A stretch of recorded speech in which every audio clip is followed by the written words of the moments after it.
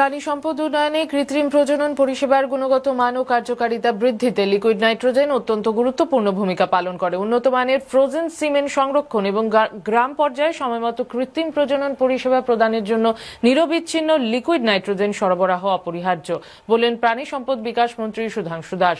আজ পশ্চিম ত্রিপুরা জেলার রাধাকিশোর নগরে একটি লিকুইড নাইট্রোজেন উৎপাদন কেন্দ্র এবং তৎসংলগ্ন নবনির্মিত অফিস ভবনের শুভ উদ্বোধন করে তিনি একথা বলেন।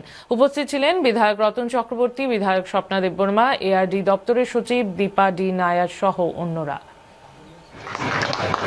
কিন্তু মূল বিষয় হচ্ছে এই যে আর্টিফিশিয়াল ইনসেমিনেশনটা আমরা বাইরে থেকে আনার পরে এটাকে প্রিজার্ভ রাখার জন্য বা স্টোরেজ রাখার জন্য আমাদের 190 ডিগ্রি মাইনাস সেলসিয়াস আমাদের ক্রায়োক্রাইজেন প্রয়োজন বা লিকুইড নাইট্রোজেনের প্রয়োজন, যেটা আমরা বাইরে থেকে আনতাম। এতে করে আমাদের হিউজ খরচা, এক তো ট্রান্সপোর্টেশনের এক্সপেন্ডিচার, তারপরে সেটাকে কিনতে হয়, এই সব মিলে আমাদের হিউজ এক্সপেন্ডিচার। তো এখন আমরা কি করেছি, আমাদের রাজ্যে 3টা লিকুইড নাইট্রোজেন প্ল্যান্ট আমরা স্থাপন করেছি।